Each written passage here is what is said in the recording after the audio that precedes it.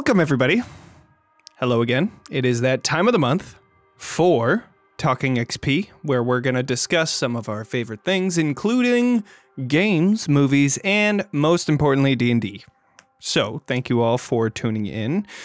I'm the host, Johnny, and today we have Ryan. How you doing? Pretty good, pretty good. Right on. Zach, do you have another fact for us this time? I don't. I wasn't prepared. I didn't know you guys wanted one this time. God damn it. Sometimes octopuses will punch fish in the face. Cool. That's good enough. I All right, believe it. Daniel, how are you doing? I'm doing great. The Snyder Cut comes out next week. Right on, right on. Well, let's get to our schedule where these new episodes of podcasts are going to be released every third Tuesday of each month. But if you're interested, we release other types of D&D content every week on our YouTube channel, so you can find a link in the description and then follow us on there. Make sure to smash that like button and hit that bell. Ring it. Ring So the you bell never for miss an us. update. Oh my god. Anyways, a little announcements, a few announcements that we have. We have a Patreon, which we've said multiple times already. However, we would like to thank those patrons that have been continuing supporting this podcast and production company that we're running. Yeah, this is all your fault. Yes, Stephen and Kristen. In a good way. Thank you. Thank you very much. Thank you. We love you so much. And an exciting thing, a special thank you to our newest patron, Rebecca. Thank you so much. Hi, Rebecca. She joined our Discord, which you can find a link to in the description, and she came interested in our most recent one-shot of the month, the Pokemon D&D game that we played. We have a bunch of maps that we use for that one shot that she came onto the Discord and was interested in getting those maps so that she could play herself.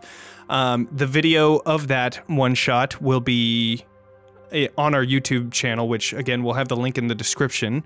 But our Patreon has 31 maps that you can use for that. So anyways, come check out our Patreon. Become a supporter if you would like. I mean, it's $1 for the lowest and $3 for the next, so it's not much. But anyways, next announcement is this month's one shot of the month will be playing Amongst Thou. It's exactly what you think. It's a fun way to play Among Us, but with D&D 5e rules and characters.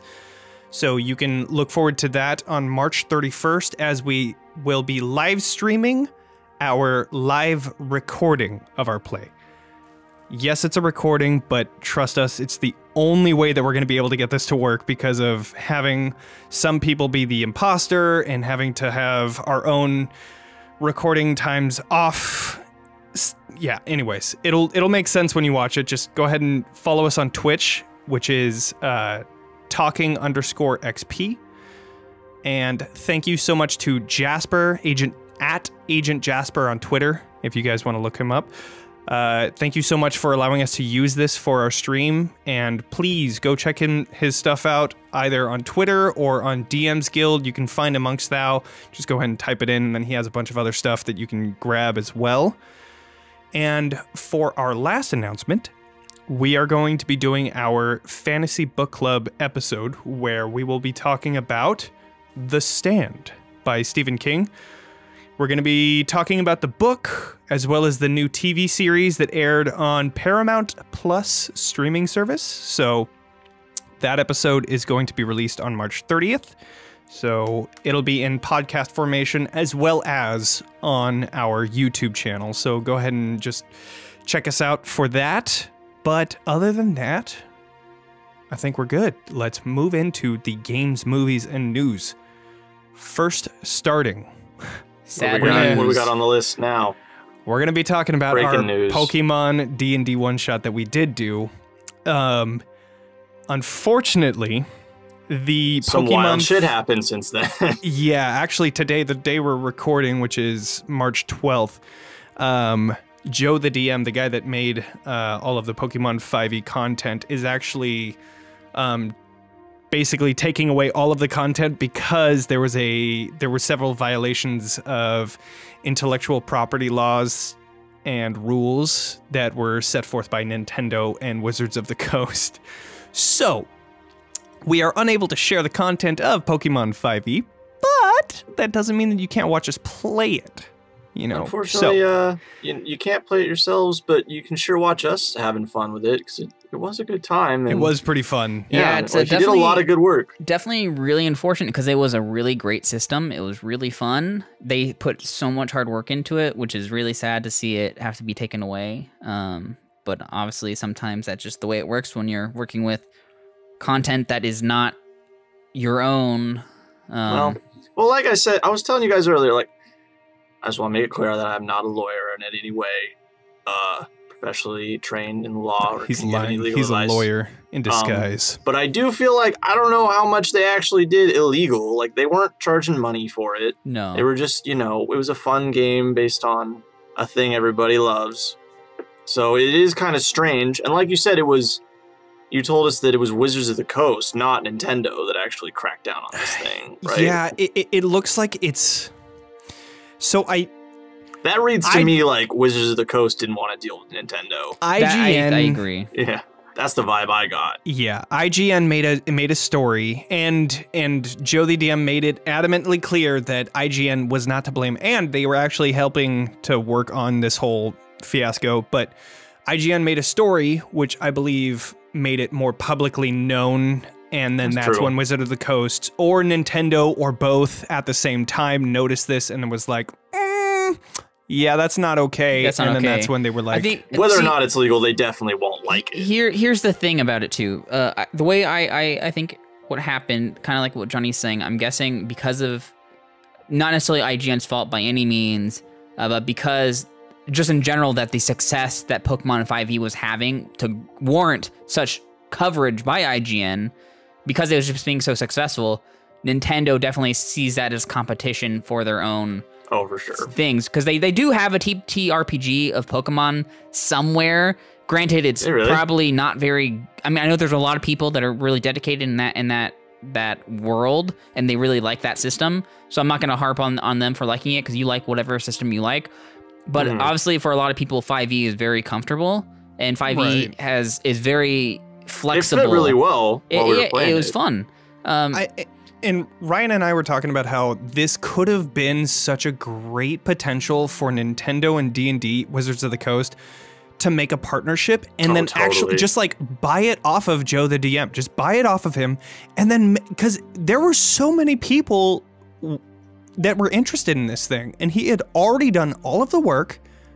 It was ready to go. It just, all they had to do was make their own adventures, and that was it. So right there, you've hit upon the crux of the issue. Because as someone who is also not a lawyer, but very interested in the law, it comes down to an issue of control. Of the trademark is owned by Nintendo and their subsidiaries, and it's a huge money-making, enterprise, especially with. So the whole thing has to do with control. It doesn't really have to do with the quality of the product as much as it has to do with they don't want anybody using their stuff to take attention away from the stuff they're doing. You'll also know that, of course, the reason why we did our 5e Pokemon was because to celebrate the 25th anniversary, Pokemon also just had a big event where they were celebrating their 25th anniversary, and they announced a bunch of new games and stuff like that. So they just don't want anybody sucking up the air, especially when it comes to content that they pretty unequivocally own in their entirety. So that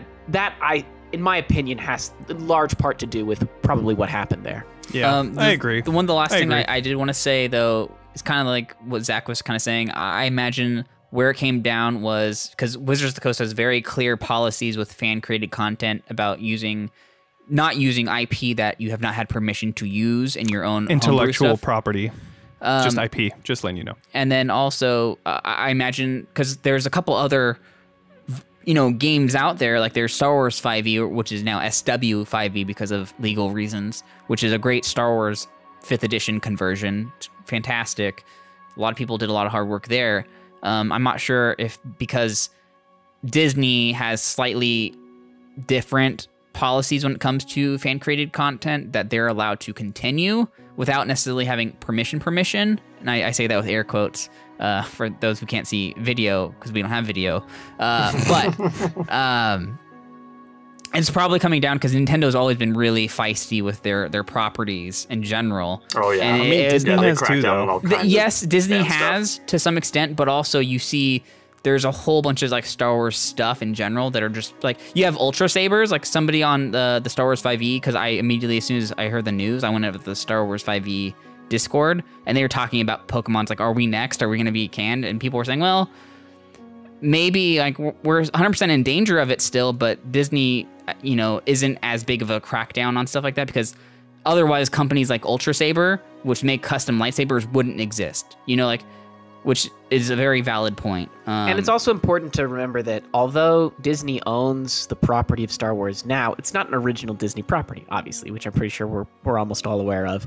Whereas Pokemon is whole cloth owned, I'm pretty sure, entirely by Nintendo, as like a first party kind of product. And because Star Wars was, in this grand scheme of things, relatively recently acquired, there had been a cottage industry of people creating Star Wars type content prior to their ownership by Disney regardless. That's true. But where I was going with what I was saying was, in general, because Nintendo's tendencies with their property is most likely just Wizards of the Coast, like, okay, we don't want to deal with it, kind of like Zach was saying, and just... Yeah, like I feel like with the cultural barrier, we're being better safe than sorry. Agreed. Also, they have a lot of lawyers, Nintendo. They do have a lot of lawyers. One last thing I wanted to say on the matter is, Joe, the DM, if you're listening, no press is bad press. So, you know, it's got eyes on you, and we're all looking forward to whatever you do next, so... Yeah, definitely. You did a great job in the whole conversion. Even if it is, you know, a violation of laws and stuff like that, it is definitely you did a hell of a good job. Great job. I cannot even imagine how many hours went into that work. And it hey, shows that you're a good, you know, game Designer. maker. Yeah, designer. Yeah, So yeah, we got eyes on you. if you ever want to come on our podcast and chat, I'm sure we'd love to have you on and, you know, discuss not just Pokemon 5e, but plenty of other things as well. Yeah, whatever you have next. Yeah, your plans for the future and everything like that. So, If you do anything else, let us know. So with that, let's talk about more D&D centric stuff, like the Van Richten's Guide to Ravenloft. It's one of D&D Wizard of the Coast's new supplements that they're going to be releasing in May. It's going to be very much focused on Ravenloft and the, you know, the different domains of dread. There's like 30 new... Some are old ones as well, but... Yeah, there's 30 domains of dread in total. There's 2 new subclasses, a bard subclass, College of Spirits, and then an undead Pact of the Warlock. Which is super cool and crazy. Sounds cool. So cool. They've shown, you know, little Very into tidbits that. here and there. You have different lineages, which is basically like... New character races, but races. it's kind of going the origin approach to races in the same way that Tasha's Cauldron was handling that. So I imagine you can be any race, but then your lineage is what your actual like race stats are. I keep doing air quotes. Right. Yeah. So the first one is Dampire, which there's like different types that you can be. One's with blood, one's with dreams. I saw. That's And, cool. Yeah, it's pretty Whoa. cool. It's basically And then, being some kind of vampire of the different energy sources different of types, life. yeah. You're like Right. Freddy Krueger in D&D. yeah. And then you have Hexblood, which is basically a hag kind of creature, which is kind of cool. Keep saying cool words. And Keep then it up. Let's- Reborn, which is Yup. like a Revenant-ish type of Kind character. of. It's almost more zombie-like in a way, Right. with how it's written, but it's Brains? you kind of play as an undead. Yeah, it's kind of Exactly, brains. Which here's the other cool, interesting Yeah, thing that they're brains. doing with the lineages is all these races, or I guess I'll just call it lineages because that's what they're calling it, is lineages. But all of these things are introducing a new thing into the character races where you can have a multi-type of classification of your race. As in, like, Dampire is a undead humanoid, and they have the Hexblood, which is a fey humanoid. And so now they're making it so you have multiple, in quote, tags added on to your character. And Reborn would be undead, or I said actually it's either construct or undead, because I think when I was reading it, it's kind of like Frankenstein as well, depending on that's how cool. you That's cool. Okay. you do it. I'm into So that. like a flesh mound rather than... Yeah. That's cool. Right on. Okay, and then also they have dark gifts, which if you're not very, knowledgeable about Curse of Strahd or Ravenloft in general, dark gifts are a very important part of Ravenloft in general and Domains of Dread. The Domains of Dread. I'm not going to go too much into it just so that we don't have any spoilers, but dark gifts are very good for the DM. And then they're also going to have a bit of a haunted adventure inside of it as well, so you can actually test out all of these things. So yeah, the one thing I'm really excited about is one of the Domains of Dread. I don't know which one it's called, but it's going to be basically a zombie apocalypse type thing inside this gothic horror. That sounds like fun. World. So and there are 30 in total, including that one, Holy and then shit. Curse of Strahd, which is Strahd's Domain of Dread. So go on. There's just so many, so it's gonna be sick. It's crazy. And then the other thing they're adding too, there are some new creatures, and one of the things I remember reading was the vampiric mind flare. So curious to see how they're making a mind flare more evil. As if they couldn't, as if they weren't bad enough. Yeah, I know. As it is. So those of you who have listened to our podcast before, you'll know that we've have a very tricky situation with mind flares. But yeah. So that is Van Richten's Guide to Ravenloft. Like I said, it's going to be released in May. We'll have more information as more information comes out in our later podcasts and stuff. So look forward to that. One of the more sooner releases is going to be the Candlekeep Mysteries, which is a collection of 17 separate one-shot type mystery adventures, which I say one-shot, but they're about 10 to 12 pages long, which might not be one-shot. It might be over a few different sessions, but they're all self-contained, and they go mini from adventures. Right, they go from level 1 to 16. So super cool idea. Wide range. It's going to be released on March 16th. Which actually is the day this podcast is coming out. So if you're listening to it now, you can get it now. Yeah, there you go. And then they also have a Candlekeep library map in there, which is kind of cool. Candlekeep is a library just south of Baldur's Gate in the Forgotten Realms. It's featured in the Descent into Avernus adventure. I ran it for like a little bit, and then anyways, so... And I imagine we'll probably end up playing at least one of these different one-shots, because, I mean, they're all 10 to 12 pages long, so they're pretty quick to get through. Yeah, so, with that aside, there was also some new Unearthed Arcana that was released recently. The, what was it called again? Folk of the Feywild. Right. Folk of the Feywild. They have 4 different races, or I don't know if they're going with that lineage. No, they're races. They're races in this. You have owl folk. You have rabbit folk, fairy, and hobgoblins of the Feywild. So they're pretty cool. I'm very excited to play an owl. You bet money that'll be my next. The owl ones are actually really cool. I want a hobgoblin so bad. The hobgoblin has a pretty cool ability as well. It's not going to be as cool as an owl. You can bet 100% my next main character is going to be a fucking owl. You are incorrect. The owl has flying speed equal to your movement, and the cool thing too is if you start falling, you can use your reaction immediately to just hover in space, and you don't have to fall at all. That's pretty cool. And see, that was the thing that I was looking at, is that an owl that can fly, why would it ever fall? Owls can fly. Right, of course. But why would it ever fall? To dive really fast to catch a mouse. Well, I got the idea when I was reading the description that it's not like full flight. Like it's like you've got these like wings but you can't like I thought it was really just like a hover type deal. No, it's flying speed. Yeah, it's full on flying because it would say hover. The fairy is also interesting. Then I don't know how you could fall.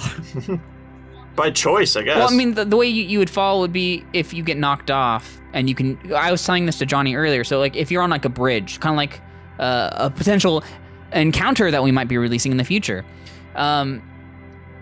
If you get forcibly knocked off of something on not your turn, you're gonna fall 60 feet right away.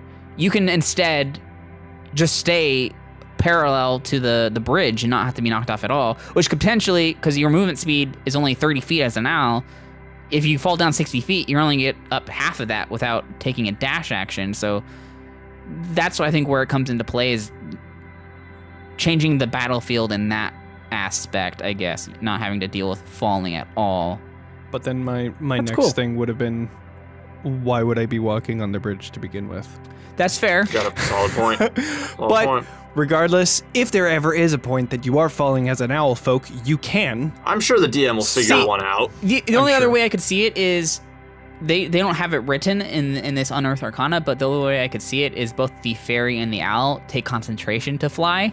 That's the only other thing I can think of. Because if you get concentration knocked out, then there's that. Because I saw that the fairies, they have fly, it's like a magical thing, and then they can also have wings. My question is, what if the owl folk, their wings are like their arms? So maybe if you like have a weapon, like if you're like doing something, maybe then you wouldn't be able to fly. Like what if, like I don't know if they're like separate wings to your arms or not. Like that's the thing I don't understand right now. That seems more like aesthetically likely. Yeah, I've never seen because if your wings are your arms and you're already using your arms for something, then you wouldn't be able to fly. Most big owls have like arms. D&D, we need answers. Give me owl folk pictures. Yeah, we're gonna need those pictures for sure. So you can go ahead and send it over. The one last one I do want to mention is the rabbit folk was definitely a little bit disappointing with how it was written.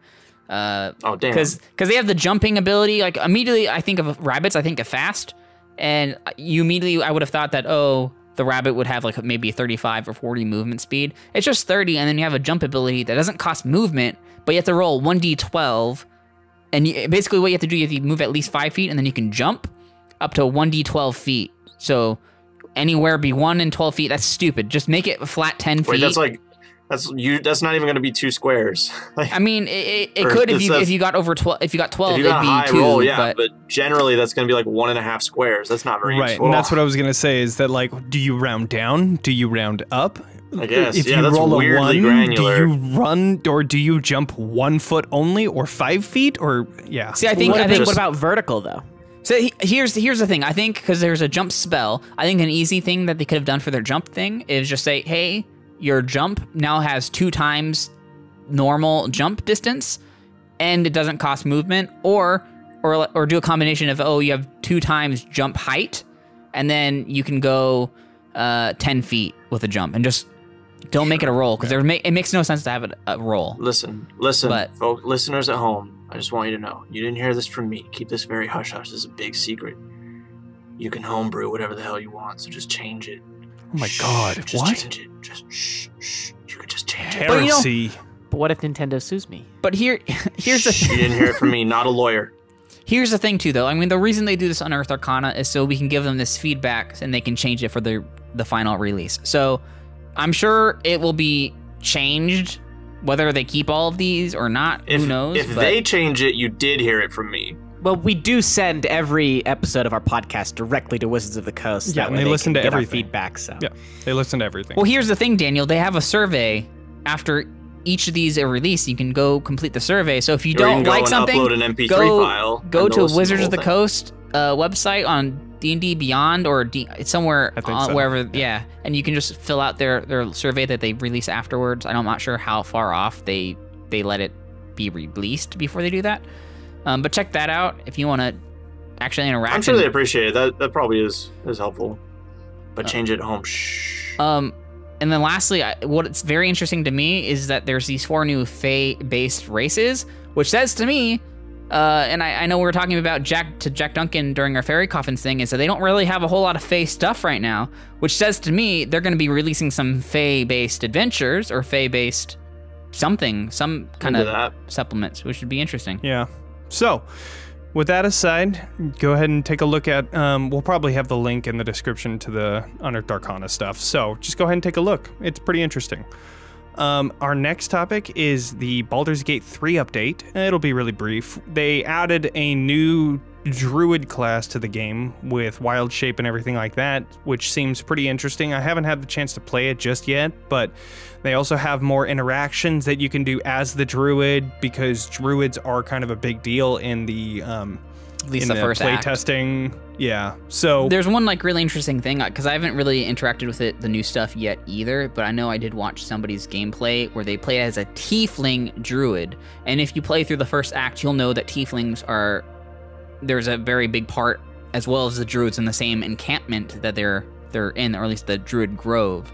And so the way they interact with you is they don't see you as a druid, they see you as a tiefling, and they kind of lump you in with the other tieflings. And then on the flip side, when you're interacting with the tieflings, they see you as a druid and not as a tiefling. So it's very interesting interactions you can have depending on the race and class that you choose. So interesting. It's cool just how much depth they've added to the game in general for just everything. Yeah, and they only have the first act available currently, but I mean they're going to continue updating, so go ahead and check it out if you're interested. It's pretty interesting. I had fun playing with it when they first released it, so sounds really cool. Go ahead and check out Baldur's Gate 3 if you want, if you're interested in that. Daniel, you wanted to talk about the Snyder Cut. Yes, I did. Oh, God. So I'm gonna, I don't have too much to say, but I've been very excited about the Snyder Cut for a while. I was one of the people pretty early on when I heard that it was a thing. I was hoping that we get a chance to see it. I never really thought we would. And so I've just been really stoked for it to come out. And the main reason, and I feel like I have to defend myself because I've seen a lot of think pieces on the internet lately about how releasing the Snyder Cut reinforces like this toxic fandom or something. I just feel like that's kind of unfair, and I feel like people haven't been... The reason why I'm excited about it is because of my experience as an artist, where rarely in life do we get the opportunity to see two takes on the same thing. And I've heard a lot of people say, well, yeah, but it's going to be just the same movie. It's just going to be recut. It's just going to be re-edited. Like, how is it going to be different?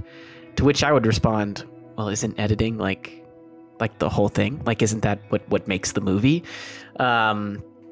And I've heard that they've had like hours of unused footage. Correct. And footage that they had to add VFX to. Like, there is going to be stuff in there that we haven't had a chance to see, even if it's not freshly filmed. And so I'm just really excited. Maybe that's not true, but I heard they shot some new stuff. They definitely put some new effects over stuff. Like 2 minutes worth of new stuff. They've told us how much stuff there is. There's very little. They've been very upfront about that, and they should be, because they don't want to missell people's expectations. Yeah, like Spider-Man 2. Exactly. And so I'm still salty about that. The Amazing Spider-Man 2? Oh, Amazing Remember when Spider-Man 2. they advertised fighting Rhino? Oh, right, and they had it at the end clip. And then they fucking ended it right before it even happened? Man. Yeah, that was pretty bad. I stormed out of the fucking movie theater. I was so good because mad. it was the end of the movie, so you're already done. Shut up, Zach. That's exactly what makes me excited, because in my opinion, from my experience, whenever you want to make something, the only way to make something that's good is to commit. And what I think happened with the first Justice League is Zack Snyder had his vision, unfortunately had to leave the project, and Joss Whedon came in. But Joss Whedon didn't finish Zack Snyder's version of Justice League. He said, no, I'm going to make my version of Justice League, but he couldn't refilm everything, so he just reshot some stuff, he edited stuff, he changed the way that things were supposed to progress, and we kind of got this mishmash of nothing, because he didn't really commit to the point of what it was doing. And so now we get to see Zack Snyder's vision fully carried out. And I don't necessarily think this is going to be a great movie. I don't even know if it's going to be a good movie. Okay. What I want to see is something that's different. I want to see a different take. And if it's different, I'll be excited. And I don't see how it couldn't be. So that's where my expectations are at. That's why I'm so excited. And the best example I can also think whenever people are like, yeah, but it's just editing that's different. There's this play that we learn about when you're in acting school or theater school called Wojciech. And this play, Wojciech, it was this play that was discovered in a desk like 100 years after it was written. And all it is, it's a collection of scenes. And so anytime someone wants to direct the play Wojciech, they have the opportunity to reorganize those scenes in whatever way makes sense for them. Now, there's a pretty kind of like a standard way that the play's understood. So most versions of it, the scenes progress in the same way. But there's always a chance that depending on where you see it and what translation you're getting, you might get a different experience of Wojciech just by reorganizing the way that those scenes work. Interesting. So that's kind of the way that I see the Snyder Cut. I'm really excited. We don't get that opportunity very much to see two versions of the same thing, so that's what makes me that's fair. stoked for it. I feel like you could say that about any play. Granted, Wojciech is a very unique situation, but I mean, obviously, different directors interpreting the different scripts and just how you do the production in general. It's always going to be different. Yeah. So. Okay, so like that actually puts things into a pretty good perspective. So we've been talking for like you've been talking about months, weeks about how excited you are for this thing, and I couldn't figure out exactly how ironic you were being. And that makes a lot of sense. And I can get behind like seeing a whole new interpretation of the same movie.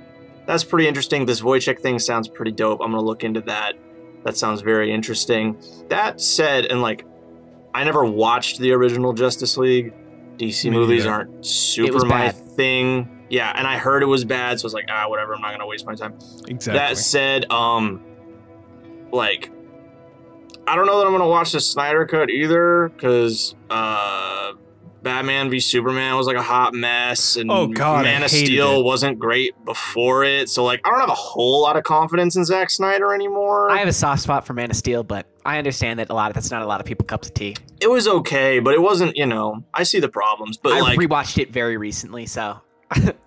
Man, Batman v Superman was bad. Oh, God. Hot garbage. Hot garbage. So I'm like, I don't know. Oh, your mom has the same name as mine? Oh, we're best friends now. Oh, Metropolis is right across the river from Gotham? How convenient. Oh, I didn't know that this was Step Brothers and we just became best friends. So yeah, I don't have a lot of confidence. On the flip side, the Jimmy Kimmel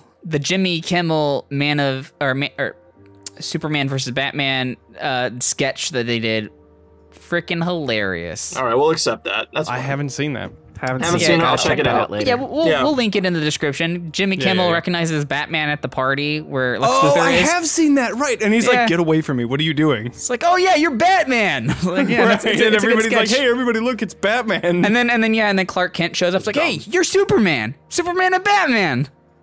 Oh my God, that might be pretty good. So at least one good thing came out of it. But the point is, it's cool that this thing's getting reorganized.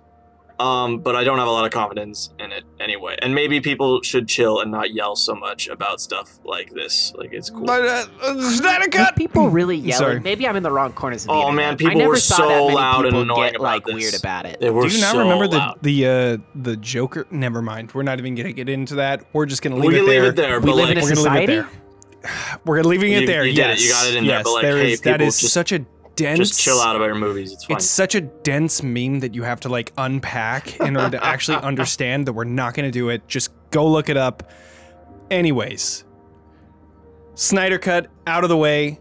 Let's talk about some Kickstarters that we. Sorry. Yes, go ahead. We're going to be doing a review of the Snyder Cut. We'll release it in about a couple of days after it comes out. It's probably just going to be me and whoever else has seen it.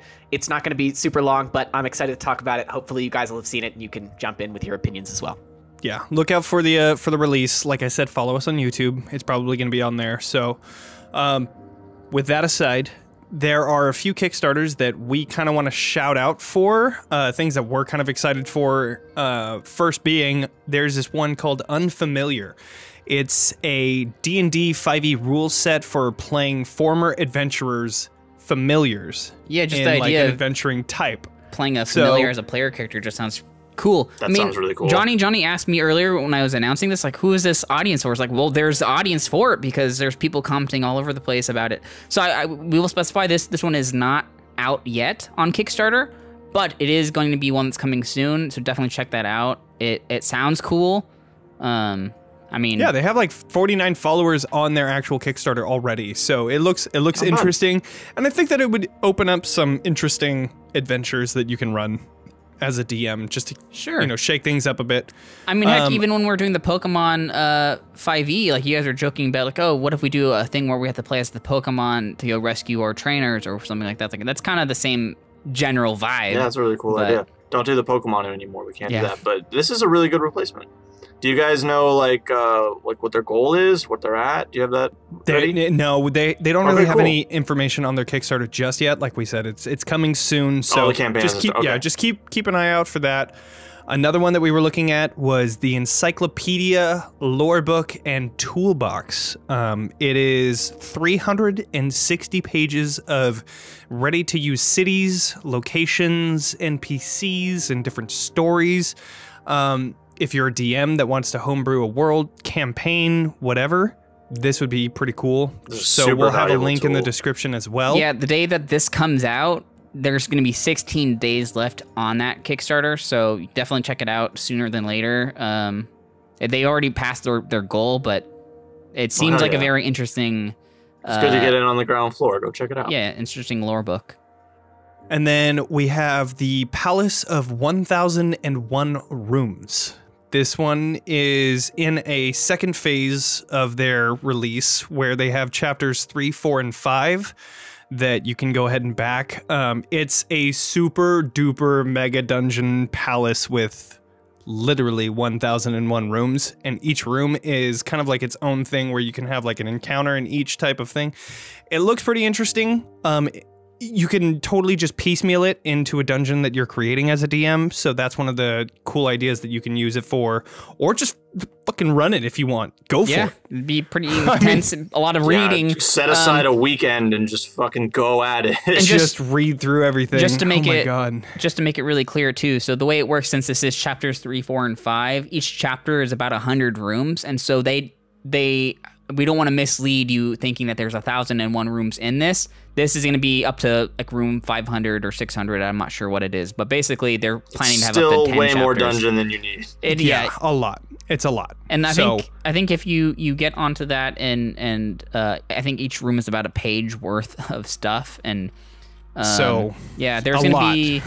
Unfortunately, when this comes out, there's only going to be 4 days left on it, and I know they're definitely get on not close to making their goal at all. So we'll check see. them out and back them up if you want that kind of content. And the last one is pretty cool. It's called Pixels Electronic Dice, Which I will say I heard of from a Polygon article. I just want to give credit where credit's due. I did not find this on my own.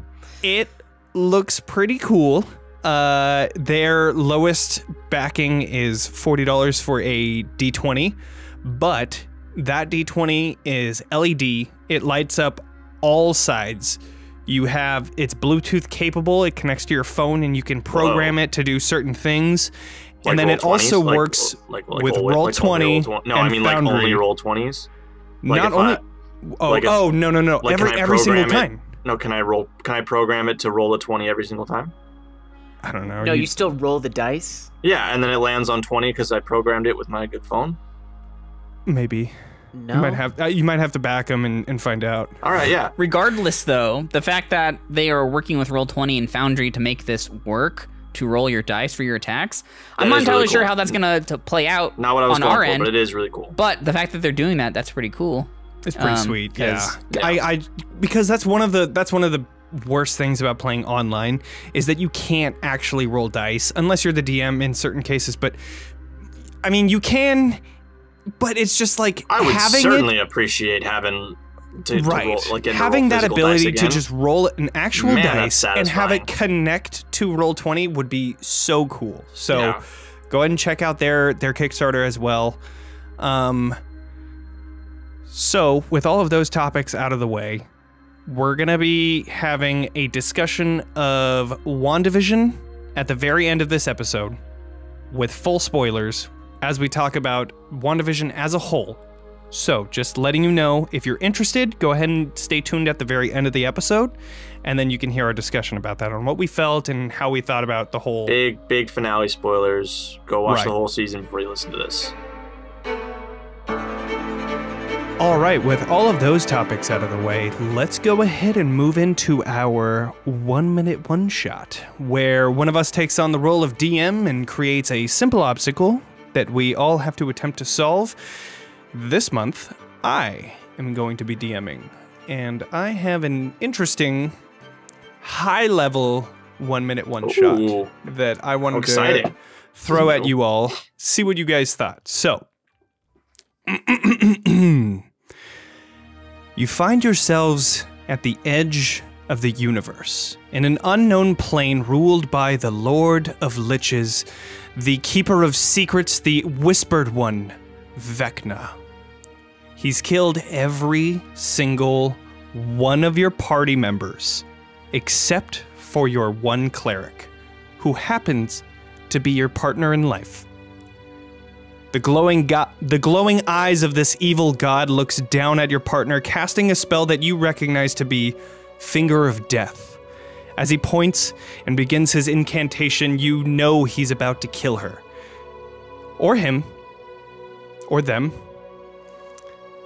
But you look down at your spellbook. On your initiative turn, You've been holding on to your 9th level spell for this exact moment.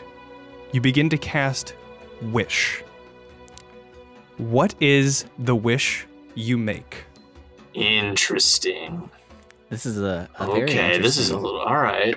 Okay. I got it. All right. Just understand that when you cast Wish, the more complex the wish is, the harder it is to do. That's and okay. the This is not a more- complex wish. All right. On what? Hold on, hang on. On what scale? Hard or how? Like, are we rolling success or what? I don't Or know is if it we're gonna like- roll success. No, but no, I mean, like, think how does the wish work? Is it like a monkey's paw? it's you don't like a get exact- monkey's paw in some instances. It depends Okay. on what kind of wording you use for your wish. So, so you just gotta be real careful. Specific. I do want to mention real quick that we have off camera in our own games dealt with this Vecna asshole before, and he's a real slimy little trickster jackass. I just don't like it. That's Agreed. all I'm trying to say. Yeah. Okay. Go ahead, Daniel. So I just want to start by saying I'm just going to read off the description of the spell Finger of Death because this is important to what I'm going to do. That's also here. good to know. Yes. So Finger of Death, you send negative energy coursing through a creature that you can see within range, causing it searing pain. Okay, this is the key part of my wish. You see, I'm going to wish for a mirror. Okay, I'm going to wish for Okay. a mirror. I'm going to put it right in front of me and my partner at the same moment when Vecna has already cast this spell, all right? So, who's the only person Vecna can see after this spell is cast? Well, that's Vecna. So, Vecna's going to Finger of Death himself. Boom. He's gonna finger himself. That's All right. To death. I was All right. holding it back. Okay. All right. I like that. That's a good way of fixing that issue. Okay. Ryan, Zach. That's so tough. Spoilers. Mm-hmm. Spoilers for Critical Role. I'm not sure what episode. I think it was a campaign 1. Oh. But I do know that similar to what Daniel just said, that there's something similar that happened. Like there was somebody who was gonna do like an instant kill. It was disintegration. That's what it was. Is somebody was gonna cast disintegration, and the bad guy redirected it into one of the party members with some. I'm not sure what spell it was, but they somehow. There was another time in campaign 2 where that happened, where there was like a big bad. I saw a mashup of both of them side by side. It didn't actually hit. So, but anyways, yeah. But with that aside, Yeah, for this situation. That's what it made me think of. yeah. See, at that point, I feel like Vecna just wouldn't cast it. Like, he would just hold it. Like, For the mirror. yeah, like, there's no reason. no, but what I'm are you? casting But at the same time. But what are you doing? Right. Yeah, exactly. You're not the DM, Ryan. Stay in your lane. Okay. Do you have an answer, Ryan? I think I got it. I don't yet. Okay, so I feel like I'm gonna say some wild shit, and here's my justification for it before I say it. I feel That's like the whole point. this is a pretty dangerous situation, and I'm operating on like split-second decisions, which means that I don't really have time to plan out a wish. I just got to go with the first thing that comes to mind. And the first thing that came to my mind when you said this, and I've been trying to like plan it out, but we're just gonna go with it. I would wish that spells were never a thing. Wow. Okay.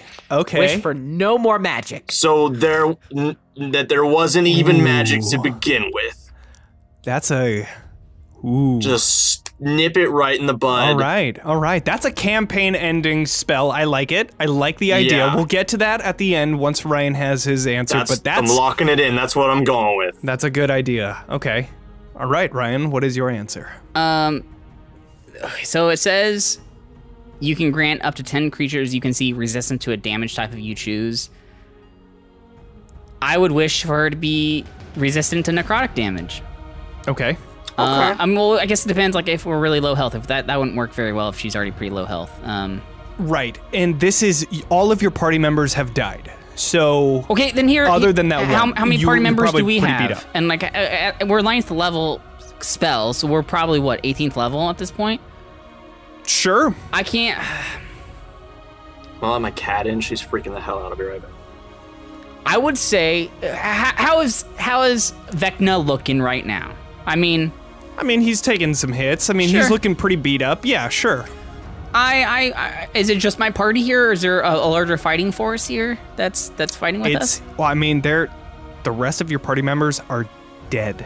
DED dead. Right, I know, I get that. But is it just my group, or is there other people here at the edge of the No, universe? No, it's have just cronies? you and Okay. the cleric left. That's Well, it. I understand. I'm saying how many bodies are here though that we're fighting. Bodies. That's up to you. I didn't put that in the description. 5. All right. Well, I mean, assuming that we're fighting Vecna just alone, I mean, I imagine there might have been another fighting force maybe with us, but just going with the fact that maybe it's just a party we're all 18th level.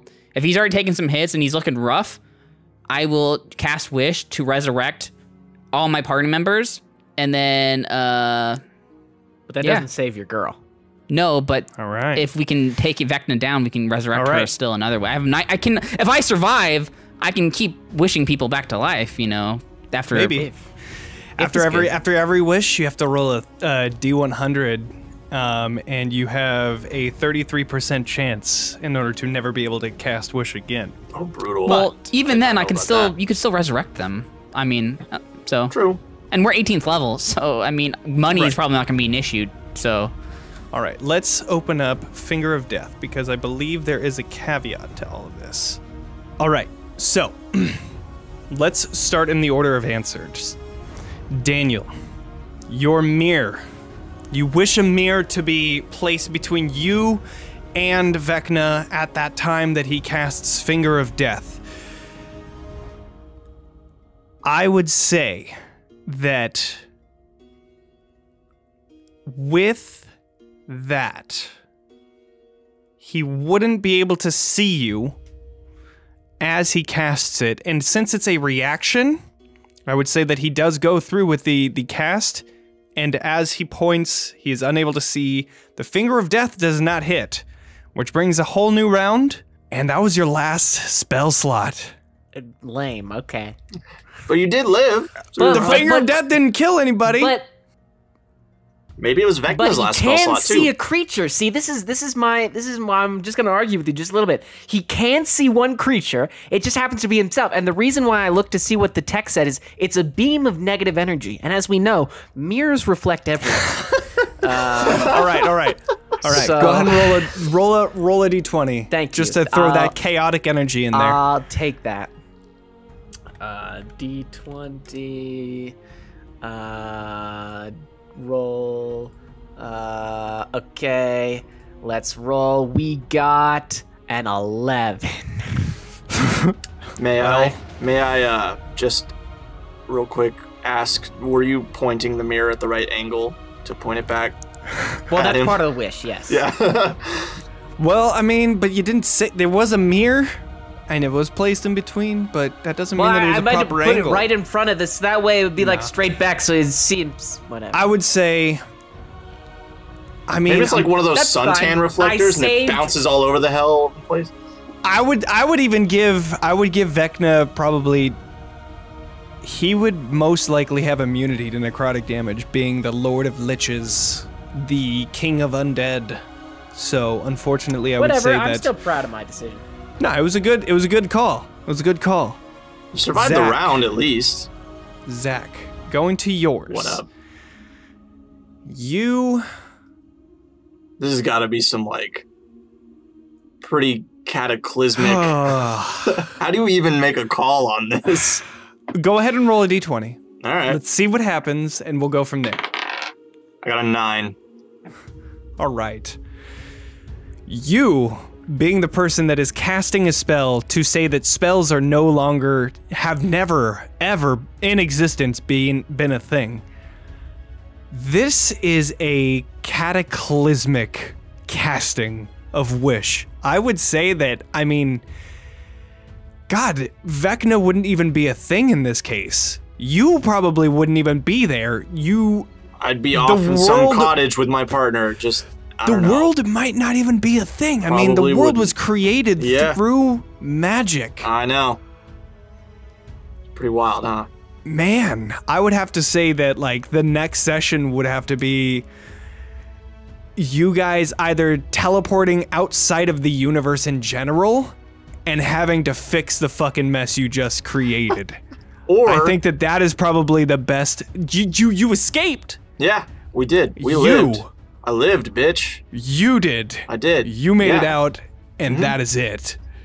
I mean, The world, the universe that that you know is fucking gone. And it probably changed the entire course of history, so my life is a completely different thing, and I'm living off with... So, you know, funny enough, that's exactly what's happened, and that's how we're living here today on Earth, is because of that. Or it's the start of your next campaign. Who knows? There's infinite possibilities. All of them where I still have my cleric partner and everything's fine. I don't know, because your cleric partner you met on the road when you were adventuring. John, listen. I don't care what it says in the rule books. Love always finds a way. Shut the fuck up. All right. Well, with a 9, it fucking didn't. So no, it's not a role thing. Always fine. I love you, cleric. You look like you had an epiphany while I was answering Zach's. I did, kind of, but no, I'm just gonna keep with what I had for now. All right. So, you resurrect the rest of your party, just as the finger of death shoots your cleric down. Wait, I would just hold it. I just hold it till after she died, and just bring her back also. Like, that's stupid. All right, well, I mean, if you hold it... my reaction would be as soon as he's done, because like... All right. Well, smart plan. After Finger of Death, a humanoid killed by the spell rises at the start of the next turn as a zombie and is permanently under their control, unfortunately. So, well, it would have happened either way. As you hold, they come back up as a zombie under the control of Vecna. You bring the rest of your party members up and have quite the battle. Johnny, I have a question. If instead of wishing for a mirror, if after Vecna had cast a spell, if I'd wished for Vecna to switch places with my partner, would he then have gotten hit by his own spell? I mean... But he's still immune, so it still would be the same. Yeah, he's still immune to the necrotic damage. I didn't see anything about him being immune. I did do a little searchy search, but the internet was inconclusive. Yeah. Wait, I have an idea. Oh God, here it is. Nothing's gonna top my idea, but well, yeah, let's hear it. So let's see. What is a good race? Is there any race that is immune to anything?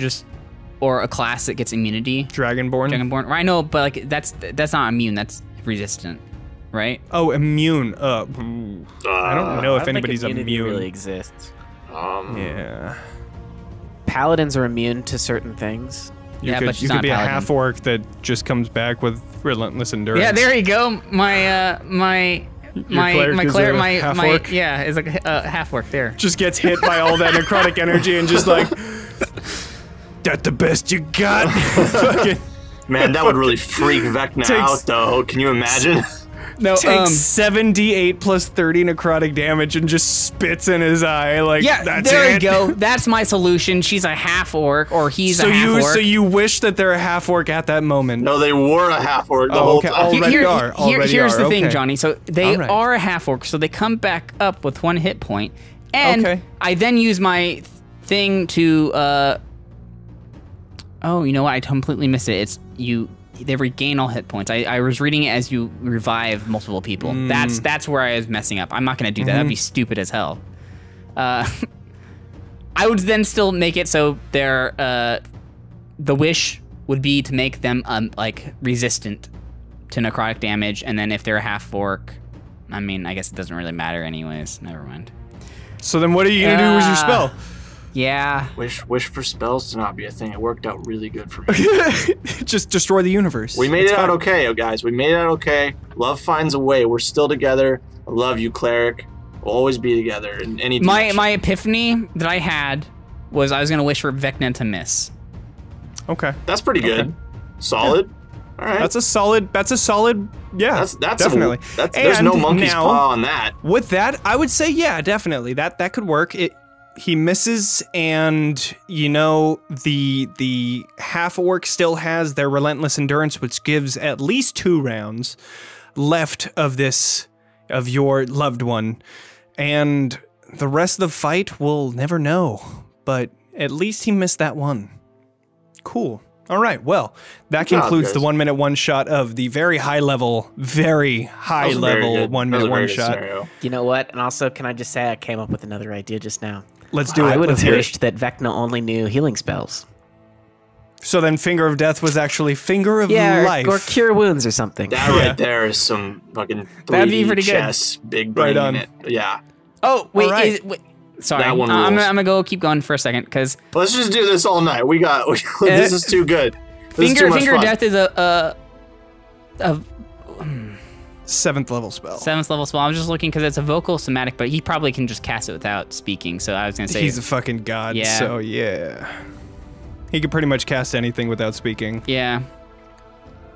Never mind. But with that all aside, all of you guys, let us know what your wish would have been in the comments, please, because wish is something that not very many people get to actually cast, and so that's why I thought that this was going to be so interesting, is to see what you guys would do. So please, all of our listeners, leave a comment. What kind of a wish would you do in that situation? But I got one more. Oh yeah? All right. Last one. Do it. One. I wish What did you do? for Vecna's phylactery to be destroyed. Okay. There you go. That way he gets fucked. Anyways. All right. So. Well.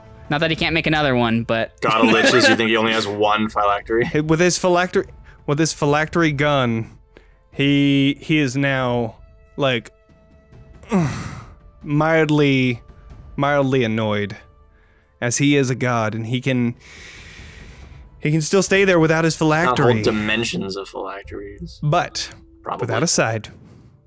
I wish for Torm. I wish for Torm to be there. Torm just appears and fucking slams him to the side. No. D&D discussion times. Yes. Ryan. Yes. You have a topic that you would like to talk about.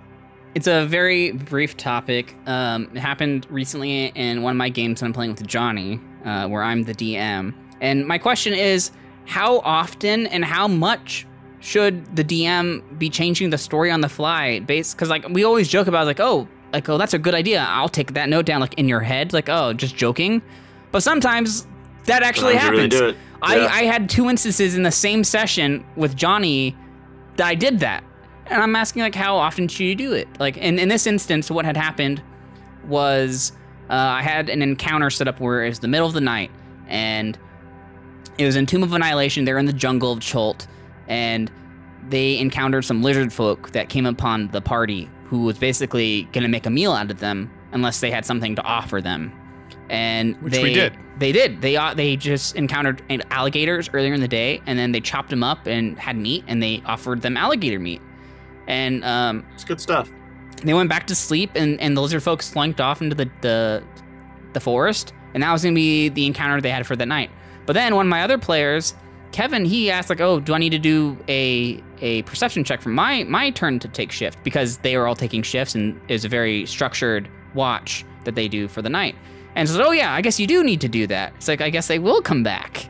And so I changed it up on the fly. It's like, oh, even though they gave them something, like, yeah, I'm going to encounter, like, have them come back. Because honestly, that's the last thing I had planned for the day, for, like, the actual session. And we were, like, at least 45 minutes before we normally ended. It's like, well, I kind of wanted to do this encounter, so I'll bring them back. And that makes sense that they'd come back anyways.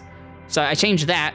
And then the other thing I changed about it is I notated earlier, or said, that one of the lizard folk, which was the caster, had an amulet around his neck. And I was mainly saying that he had an amulet around his neck just to showcase that he was different than the other fighting ones and he was a caster.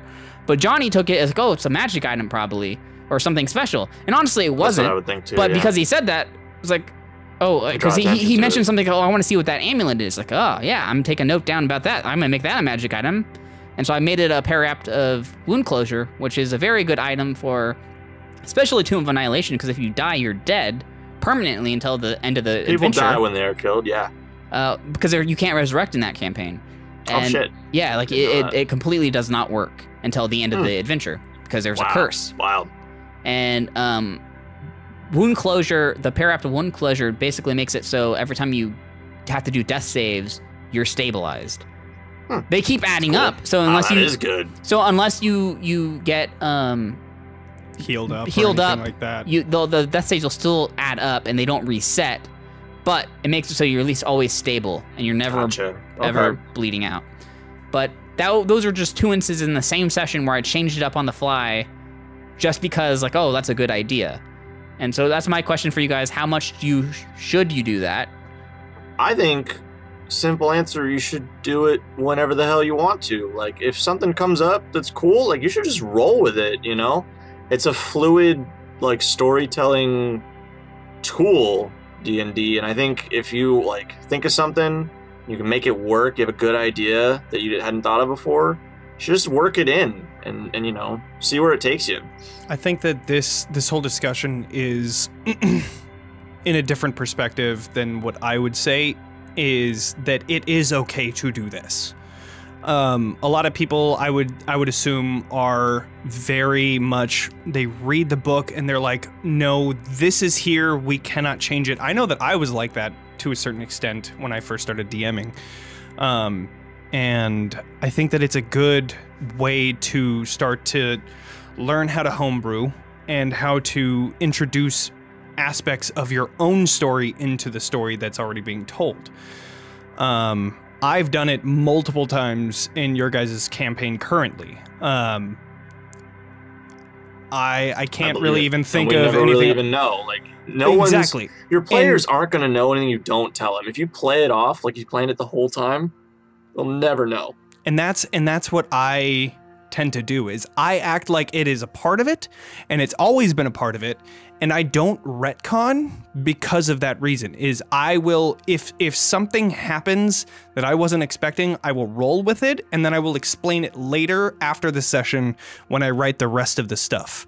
That's what I like to do, because I don't like retconning in the sense where doesn't feel earned. You know, you have a story and then it's like, oh, just kidding, that actually didn't happen. We're gonna rewind the story and then do it over again. I think takes away that, like, small details that you might have looked over or something is fine. But yeah, you don't want to retcon like yeah. I like doing those like in the entire. Like an encounter or anything like that. Like, oh, I forgot that the dragon had resistance to this. I want to retcon. Yeah, just stuff like that. That shit happens all the time. When you don't gotta worry about it. My perspective as a player and as someone who isn't a DM is that I feel like you should do it if it makes sense, if you want to, but I don't think you should do it every time. And that's for me because as a player, I want to be incentivized to ask the right kinds of questions, but I don't want to be rewarded every time I do something that's clever, because I want to always be guessing. Sometimes I want to, like, if I saw a lizard guy wearing an amulet and I decided I want that amulet and we end up slaughtering the lizard people to get it, it would also be kind of funny if I then found out, oh, it's just an amulet. You committed a murder for nothing. We've done Good that job. Shit multiple times. So from that perspective, I think that it allows That's a good point. A lot of really fun creativity where I always want to be kept guessing as a player. And I think that's also as someone who hasn't been a DM, I feel like that's also part of the joy of being a DM, is getting to, be the lord of your own creation. And just keeping things fresh and unpredictable is what makes D&D fun for me. Definitely. I think that it's definitely a balancing game, and you will always get better as you continue to make those decisions. Like Daniel said, I think that there is a point that's too much. I think that you should stick to the guns that you want to stick to. I don't even know how to explain it. I mean, like, there are big story moments that make sense, and if somebody says a certain thing that you're like, oh, that might be better, you also can just, if they do it, 2 sessions before, maybe just take that note down first and then think about it after. And it's also okay if, your idea that you had doesn't pan out the way that you want, and you can like end the session early and just hang out with your friends and play games and say, hey guys, I don't know if this is actually going the way that I thought it was gonna go. Do you guys just mind if we just end it here and then I take a week to think it over? Stuff like that. Which I will add that actually happened in our last session that we did last weekend because it happens, yeah. They're going through the jungle. They're going down a river in a canoe with a travel guide to help them get through the jungle. And unfortunately, the travel guide was having issues navigating themselves, and so they got lost a little bit. And in the process of, at this point they had got back on the track and they're going the right way, but they had an encounter with some assassin vines, which are pretty hefty things when you're fighting against level 2 people. And they were able to get out of that situation alive with because they had 2 NPCs with them. They had a person they were escorting, and then which was like a priest paladin, and they had the travel guide, and the travel guide unfortunately died, and I was not anticipating for them to have that guide die in the middle of the jungle, and so they were either. Turns out we're actually doing better without him anyways, so it's fine. Why did we even pay the guy? I don't know. So hard to find good help these days. I was not expecting him to die, and so I had a couple other encounters planned while they were lost because I pre-rolled his navigation check, so I knew where they're going to be roughly going. But because he died and then they had to make their own survival checks, they ended up passing them, unlike he did. And so they were back on the trail of where they needed to go, and they got to Camp Righteous, which was a little outpost that was destroyed. And I was not prepared for them to be in that, so I had not had that section prepared. And so I had to cut it off because Jonny was asking, okay, I'm popping off my cleric's ability to see Eyes of the Grave. Yeah, to see any undead in the area. And I couldn't tell him one way or not if there were undead in the area. And he was like, hey, I don't know. We'll have to pick it up next session. I was like, cool, sounds good to me. I'm willing to wait, and that's the thing is that, as a player, you have to be okay with that as well. With the DM, you have to be okay with saying that, but the players have to reciprocate that, okayness. Be like, okay, I, as a player, want to make sure that the story is better than improv only.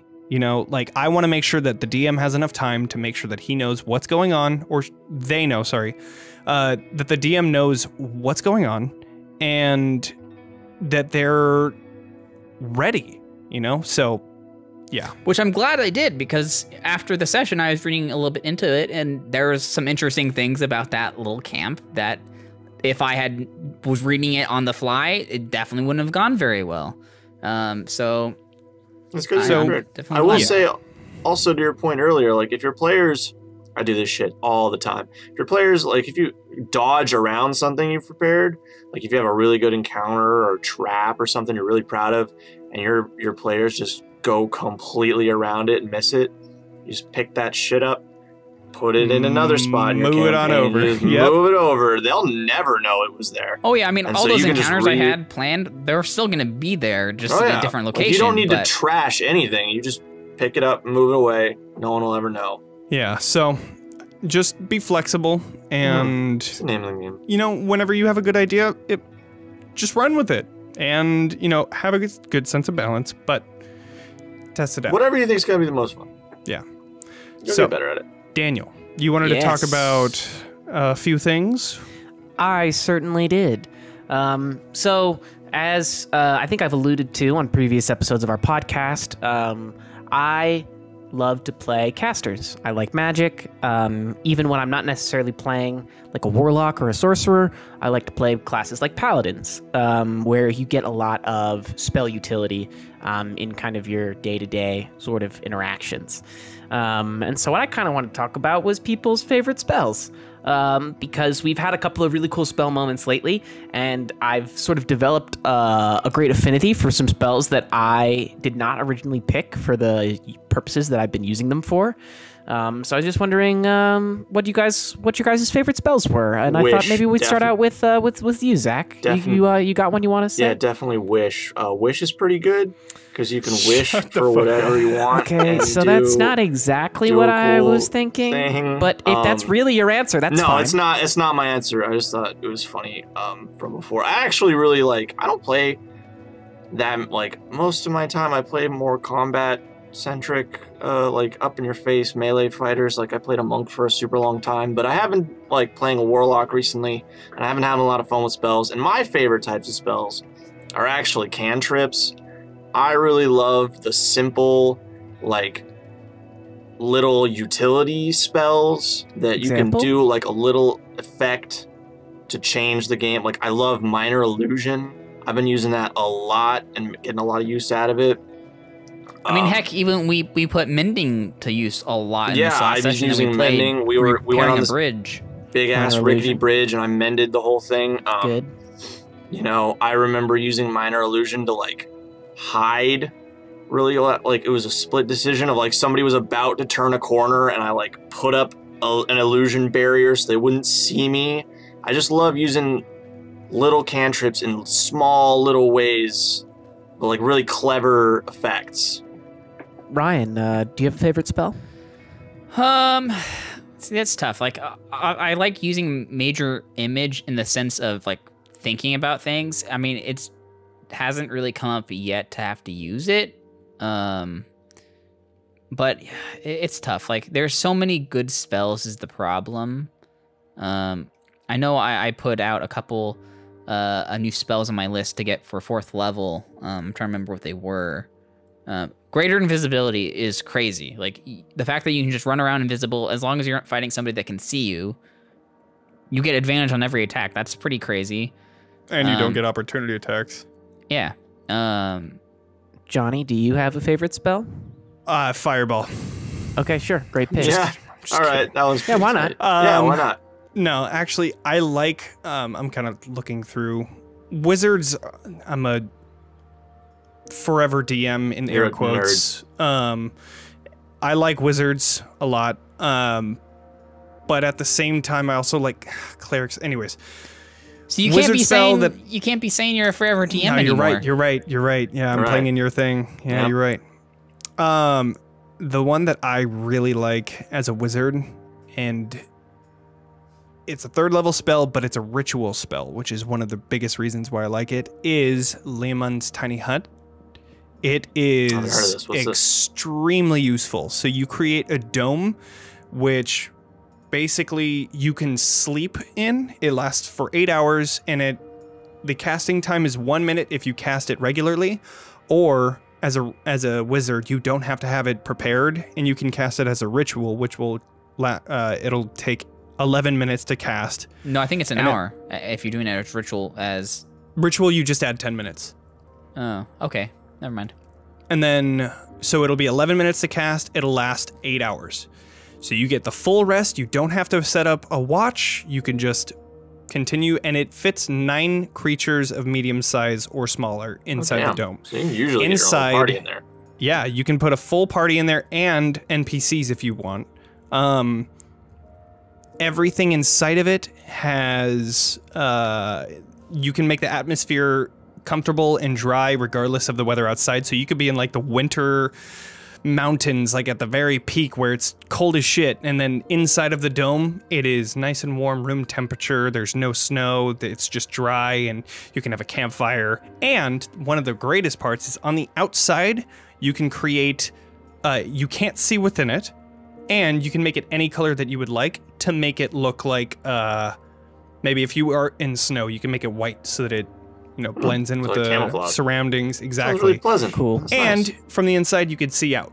So I think it's a really good. That is a super nice spell. It's a really good spell. For me, what are your favorites, Daniel? Let's hear. I mean, I'm gonna cheat and I'm gonna say 2, but I asked the question, so I can do that. We talk about as many spells as we want to. And so for me, the 2, one of them is Zone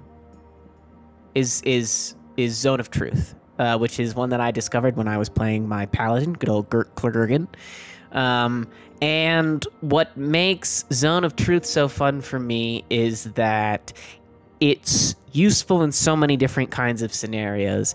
It's not, I mean, it's obviously not really a combat spell, but it allows you a little bit more leeway to try and get information from other characters while you are investigating. But there's also kind of this fun level of it can fail, and sometimes that can put you in these interesting circumstances. It just allows you another kind of way to manipulate the game in your favor, and you know, try and achieve something else that you want.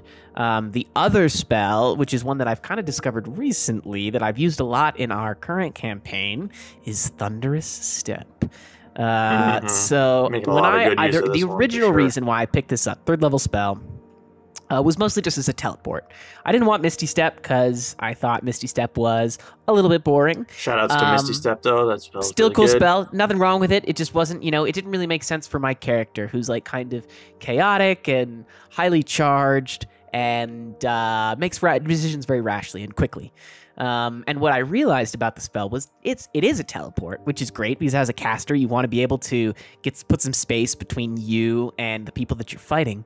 But what I realized is it's a great tool to rescue your friends. Because as a caster, you can hang out in the back of a fight. If somebody who is in your party gets surrounded, you run up to them, touch them, teleport you and your buddy away, and then you fucking lightning strike everybody who's around them. Just and big it's old 3d10, I believe, are the damage dice. something like that. Yeah. So and it's a guaranteed hit. I believe they roll a save and then they take either half damage or full damage. So you're guaranteed a hit. I mean, I took out like 4 enemies or something the last time I used it in the environment that we were in last time. There was just some enemies surrounding our wizard, and I wanted to get our wizard out of there, and I happened to teleport away, and it just so happened to roll huge damage. Yeah, it rolled some pretty big damage, and the things weren't the strongest. They were like minion type creatures, but yes, yeah, you just destroyed. I had this entire encounter, which wasn't supposed to be like a crazy encounter. It was just supposed to be like, you know, a primer, roadblock. a primer for right. or a later encounter. Right. And so, you know, the first monster did a hell of a lot of damage, and it was like, whoa, okay. And then there was a lot of other smaller creatures that were there as well to kind of get their attention as well. But all of them pretty much died immediately when Thunderstep was cast. It was just like gone. They didn't have enough hit points to stand up to that, so it was interesting. But yeah. And that's kind of been my goal as I've really tried to lean further into the caster role, is figuring out a way to make my spells something that's a little bit more interesting. Because before, I mean, especially I think when everybody starts out, you just kind of stack damage, right? You just kind of take a bunch of damaging spells and you assume that most of the utility that you're going to get, especially from leveled spells, is going to come from combat. And then you have cantrips like Binary Illusion or whatever, and then those are going to be the spells that you use in other circumstances. Yeah. And what I've been trying to do lately is try and come up with more creative ways to use my spells that a person who has magic at their fingertips might actually do in their day-to-day life. The circumstance that made me want to kind of talk about this and ask this question was one of the spells that my character had previously had, but that I had unequipped, and now I might reapply now that I kind of have thought through it a little bit more, was Maximilian's Earthen Grasp. I think it's 2nd or 1st level. I think it's 2nd. Within you had like a really 30 good feet, use for this that within you like couldn't 60 use. feet or something, you can basically summon like a person-sized earthen fist, which you can use to basically like grab something or do whatever you want. It's fully in your control. And we had a character who had fallen off of a cliff and was down on the cliffside, and I realized, hey, if I cast this spell, I can throw out a hand and just carry him right back up top. Like. And that was a really big moment for me when I started to realize, like, oh, utility. Maybe I should cut down on the number of damaging spells I have. Maybe have 1 damaging spell per level, and then use my other spell slots to potentially manipulate the circumstances more to my advantage, and potentially save some things without taking time or putting our party in danger. Because in the time it took for us to rescue this character, who knows, something else could have come up on us and then wrecked us. So yeah, that's actually how I tried to like pick my spells as a warlock, because you know, I've got Eldritch Blast, so I've got damage locked. Like, there's hardly going to be anything better. There's rarely a better choice damage-wise than Eldritch Blast. Shout out to Eldritch Blast, one of the best spells in the game. So I picked stuff like Darkness, Cause Fear, all these sorts of things where I can try to, like, not do damage, but, like, turn the tide of the whole battlefield and, like, gain some advantage against all the opponents. And I actually do want to pick another spell as one of my favorites that I haven't used, but I've seen you, Daniel, make great use of, and that's Sleep. I think Sleep is an incredibly effective spell because you don't actually have to do the damage. You just have to roll enough theoretical dice to knock someone out, or plenty of people out. Yeah, I think that in a little bit later levels, it starts to become a little bit less effective. I'm probably going to unequip Sleep because I tried to use it this last session and realized, oh, well, you know, they can't all be winners. If I fight anything with more than 30 health, I've got to roll like out of my fucking mind if I'm gonna put anything to sleep. But at a lower level, it is completely effective as well. And I used it a few times. Yeah, and if you really use it outside of battle, like towards maybe somebody that you're chasing, and you pop off a few shots, and then you're finally trying to catch up to them and end this chase scene. Oh shit! I used it in our one shot in the fairy coffins to put that fairy to sleep. Oh yeah, you did. Yeah, and that was like super useful. I'm super proud of that one. Yeah, that was a really good use. So I have a couple spells. One is animate objects, which can't fight against a dragon. I know Sabrina tried to do that with animate objects. They're just gonna get obliterated immediately. But animate objects is crazy because you just animate. I mean, it depends on the size of things you're animating. If you're animating something tiny like a coin, which is what I would do, you can do I think up to 10 of them, and then you can upcast it, getting an additional, I think, thing per spell level.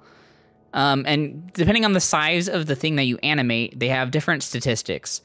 You know, with the tiny, you have 20 health per each thing. So, like, if you have 10 things, that's 200 health versus, you know, amount. And of course, the other thing with the tiny things is they're harder to hit, so the AC to hit them is 18, which is why it doesn't work against a dragon, because they just have dragon breath that's just area effect. It doesn't matter if it hits. Their DC is not good. Yeah.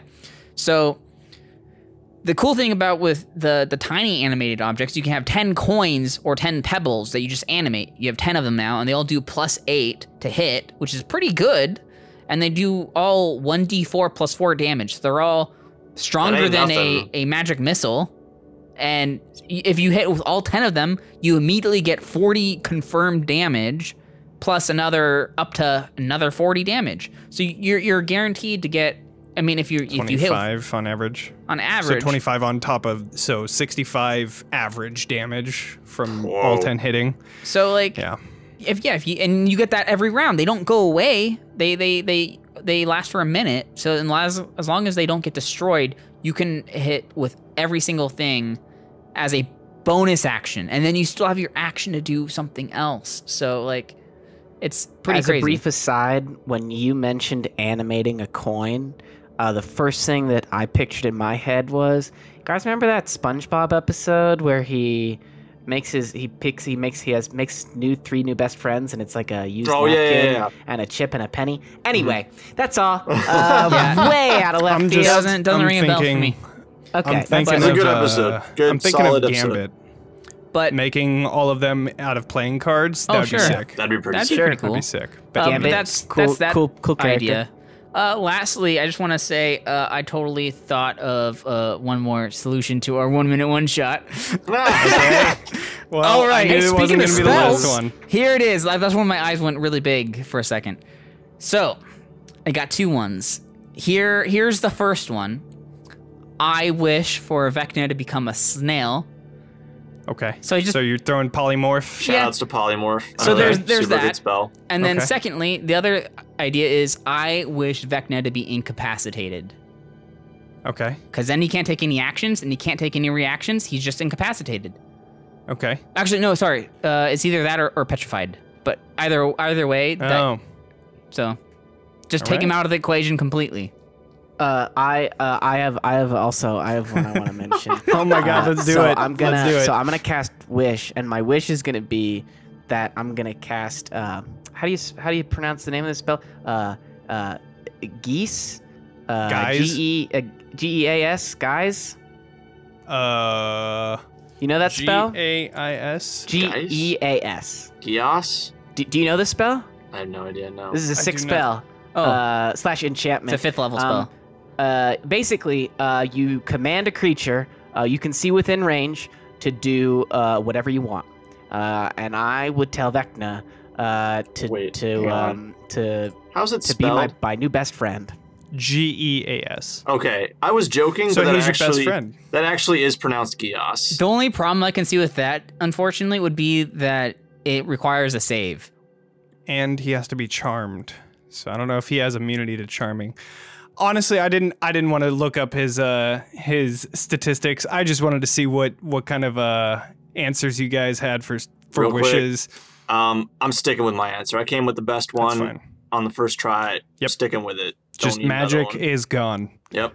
Cool. All right. Well, with that, I think we're done with answering the 1 minute Spells one are pretty shot. good. All right, guys. With everything out of the way, we're going to start talking about WandaVision. So if you don't want to hear any spoilers, go ahead and stop listening now. Thank you so much for listening to our episode so far. You guys are great, but you don't want to hear any WandaVision, so go ahead and stop listening. Thank you. Thank you. Thank you. Bye. And hello. For those who have stayed. For those who have stayed. Wait, hang on. Who gets the joke about making some ridiculous claim about the finale? Who's it gonna be? Okay, great. I claim it. Do you guys remember when the Predator came in and kissed Vision? It was so good. That was my favorite part. Yeah. Oh my god. What I never expected were that her children were xenomorphs the entire time. Oh shit! It's a secret AVP sequel in the guys are middle so- of the MCU. You're so fucking stupid. So, Yeah, how did you guys feel about it? How did things turn out the way you imagined, Daniel? I'll let you go first since you thought that Agnes was not evil. Yes, I did didn't think either. that. I did think that. I was certain. I was playing like 3-dimensional chess, when in reality it was just normal chess. I enjoyed the show. I gotta say, so in my opinion, the show for me as a whole is a 9 out of 10. The episodes for me leading up to the finale were either 9s or 10s across the board. I loved what they were doing. I loved the theme. The acting is amazing. The writing is fantastic. There's nothing there to let me down. The set design, everything is fantastic. For me, the finale was probably like an 8 out of 10 or a 7.5. And there are agree. very specific agree. reasons I feel for that. that. Yeah. But that's basically kind of how I felt about the thing as a whole. As a whole, still 9 out of 10. This is a Final super episode, strong show. I Slightly really enjoyed it. disappointing. There are specific reasons for that, but I'll let everyone else give their opinions first. Zach, what about you? I mean, so I probably know the least about the comics of the whole thing, so I went into this kind of blind. I think superheroes are cool. I like Scarlet Witch a lot, from what I've heard. She's very good. I think for me, the beginning episodes where they were like full sitcom, like I said last time, like the more sitcom-y episodes were stronger for me. those were my favorite too. I just thought it was like a cool idea of having like characters in this completely different genre, but as stuff started to unfold, mysteries revealed, all that kind of stuff, I got really into it. I thought it was very good. Jonny. I think the sitcom episodes were my favorite because they were so novel. And then it got into the regular show, and then I like it. It just I thought that the sitcoms were the more novel pieces, and I was like, oh, this is new, this is cool, I like it. And then and then they had that like bit of mystery as to what was going to happen next. I liked the whole thing, but yes, I do agree there were some parts in the very end where I was like, okay, that could have been better, or It could have been a little tired, but not bad. Ryan, What did you think? What I did the day that the finale came out, because I didn't work that day, my day job anyways, and so I spent the day rewatching, starting with Age of Ultron, and then went Oh, wow, you went hard. to Civil War with Captain America 3, and then I watched Infinity War, and I was going to watch Endgame, but I didn't end up having time before the finale came out to then also binge watch all of WandaVision up to the finale. So I stopped with Infinity War, and I watched through episodes 1 through 8 of WandaVision. Right when episode 9 went live, I had a few connectivity issues with Disney Plus because it wasn't working for me quite yet. But then it Rough. worked, and then finally I Right watched at the episode end. 9, and it was definitely interesting being able to rewatch it fully in like a binge setting to just kind of see things that obviously I had already seen before and just kind of pick up on other things. I haven't watched Seeing some of those movies Agnes. in years. Yeah, no, it Right, was yeah, it same. was honestly it was really cool to do that. I really enjoyed it. The That gives some finale, good context. the finale definitely. It was not my least favorite episode by any means. It was. I'd probably agree with Daniel. It's probably like an 8 out of 10 for me. It was still really fun. It was really exciting. The way they handled Vision. What was your least favorite episode then? I'm trying to remember like what. Because you said it wasn't your least favorite episode. Which honestly, one was? I honestly I don't have one that I can think of right Okay, now. okay, but okay, I never just mind. know I just didn't dislike it. Is what I guess what I'm saying. Okay. But I would say the way they handled Vision with the White Vision is very interesting. The way they wrapped that up, because obviously they were having some really cool fight scenes in there. Which is another thing is Vision was a very unique fight scene. You don't have two flying characters that can phase through each other, lock into them. So it was a really cool dynamic fight. That was a cool idea, yeah. And then, They did that of well. course, you got the really cool philosophical side of it, where he basically now has given White Vision all of his Vision memories. And so, Which- and then And potentially a little bit of Mind Stone juice. Right. Because you saw it change from blue to yellow and then back to blue. But one of the things that it like going into that philosophical thing is what makes a person? Is it their memories? Good question. see the writing on the show Could is be so back. good. It's very good. Everything in the show is so purposeful, so distinctly there for a reason. Like most Marvel movies, yeah. One thing that I did like, just going back to it, because I know in the first episode, me and Daniel are talking right after it happened, where it's all about the dinner party and there's the heart on the calendar. We're reading so much into that heart. It's like, what does that heart mean? And obviously, it was just the episode. It was just the trope, That's which is nothing. hilarious. That's But funny. There's got to be red herrings, or the real reveals aren't going to mean anything. But okay, that's what I was gonna say as well. Is the reveals were done so well. Each episode made you think about something else, and You then had different questions every episode. You had different questions every episode, and which means whoever It was would hook you for the next episode. the direct showrunner or editor controlling the edits, they did such a good job, or with whatever focus group audience they were showing this show to. Because they basically were taking everything that you're thinking as an audience, and then they were editing towards that, and very purposely flipping everything on its head every episode. They were basically- subverting expectations very well. Yeah. Yes. I have one character that I did not like, and it's Oh, shit, the drama. only reason Who was it? Tell us the name. it Who was what's that technology person? What was her name? Darcy? Darcy. I couldn't stand Aw, Darcy. no, Darcy's great. Because shit, I and liked the only Darcy. reason why is because She likes meow meow. she was Meow, basically meow, meow. a plot tool. She was an astrophysicist, but she somehow knew how to hack into computers. She was the person that went into the Hex and then decided to have Vision be with her and her explaining everything. She was just a plot point to further I can see the that. story. And they could have done so much more different things with her, and it felt really I can see that. shallow. It didn't bother me, but I can see where you're coming from. That relates to, I only had 3 issues with the final episode. One of them was, I wish we'd had a better conclusion for the supporting characters. I like those guys. I like Darcy and Jimmy and Boner. that other person. Monica. Monica, yeah, exactly. That's okay. There was one. I like them We'll get to all. that. I didn't feel like necessarily they all got really nice conclusions. Monica did. The other 2 didn't really. I the witch fight wasn't as interesting was as maybe a it could have little- been. The The conclusion wire of the work fight. was a little weird for me. The conclusion of the witch fight was Yeah, there it for was me. really good. Sick. The first oh, half, that was so super cool. cool. The first half I wasn't as excited by. Now, The first half felt like it was kind of goofy, where they're like flying around and like waving at each other. It didn't quite work for me, that Yeah. part. but here's the thing, though, and here's my main gripe. The writers are so clever, And the show is so good that I feel like they cheaped out just a little bit with Evan Peters as Pietro. And let me explain what I mean by that. Is in a show where they attempt to answer every question that I have, there was only one nagging issue in the back of my mind. I don't even care that he wasn't really the Evan Peters that we know from the X-Men universe. That's fine. That was a stretch. That was a long shot. Would have been rad, though. It was a cool twist. It was a great twist.